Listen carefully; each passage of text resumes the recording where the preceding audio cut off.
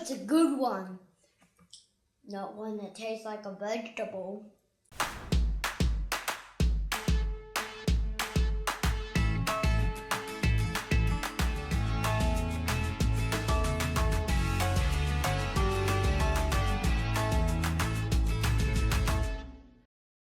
Welcome back to My Cupcake Addiction.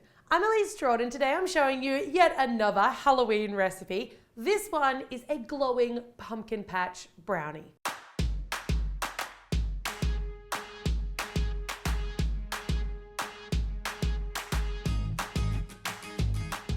I know, kind of like a normal brownie, but not, because it glows and it's covered in tiny pumpkins. The things you're going to need to make your pumpkin patch brownie: I've got a batch of my amazing brownie recipe, some melted black candy melts, some battery operated tea light candles, circle cutters, piping tips, I'm using a grass and a leaf, orange candy melts, and green buttercream. I'm also using a teeny tiny bundt tin mold. This makes really little bunts that are about 1 3/4 inches across the top. As always, I'll leave the recipes for the brownie and also the buttercream on the MyCupcakeAddiction.com website. I'll link to that down below. Let's get started. I baked my batch of brownie mixture in a 10-inch by 15-inch tray. I've let that completely cool, and I'm actually going to serve this in the tray, so there's no need to take it out just yet. I've got my nice melted orange candy melts, and I'm going to put just under a teaspoon, maybe just over a half a teaspoon, into each of my little bundt molds. Give that a couple of good hard taps on the bench so we get into all of those little crevices, and then just use the back of the spoon just to drag that chocolate up and try to keep it about the same thickness all the way around. We don't want a double coat of these because we want them to be nice and thin so we can see the glowing effect through them. I've put my green frosting into a piping bag, and this is a grass piping tip. This is quite a large one. A grass piping tip is essentially anything that looks like it has a ton of little holes drilled in the end of it, and they come in all different sizes. I've also got a circle cutter, and my circle cutter is just slightly larger than the size of my tea light candles. Not smaller, not the same, slightly larger.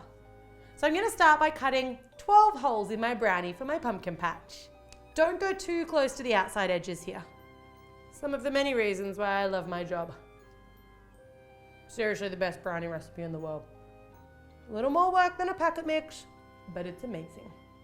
Those offcuts can be eaten if you wish, and now I'm going to frost up a grass style frosting effect all around the outside, but not in my holes. When you're using a grass piping tip, try not to press down too hard. You kind of want to press and attach and then lift it up so the grass is able to fall freely, especially in a pumpkin patch. Something like that.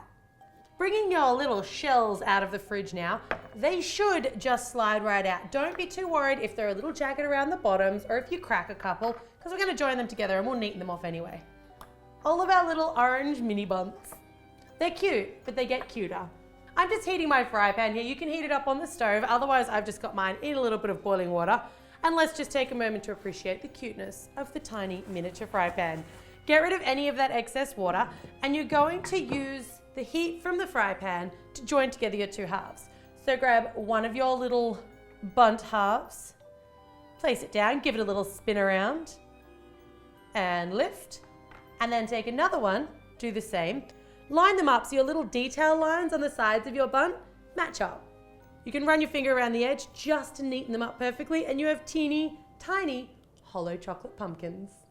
These are great as whole pumpkins, but I need a hole in my whole pumpkin. So I'm picking something that's about the same size as the top. You could use something like a piping tip here, but I actually found that the end of one of my beaters is the perfect tool. That's been soaking in a bit of hot water, and again, I just want to make sure that it's not wet, and then I'm just going to let it melt through the very top of one of my pumpkins, so one side has a hole and the other side does not. Something like that. This is what you need to remember to flip all of your pumpkins. Flip them over because you want those holes to be in the bottom, and trust me, once you start painting faces, you'll forget to flip and you'll end up with upside down little jack-o'-lanterns. A little bit of black melted candy, and I'm going to paint a little tiny jack-o'-lantern face on each of my pumpkins. I'm just using a toothpick. Feel free not to paint your jack-o'-lantern face on all of them. You could just paint it on a couple or a few, but I want a really spooky pumpkin patch, so I'm going to paint it on all of them. We're at assembly stage, and this is where it gets really fun.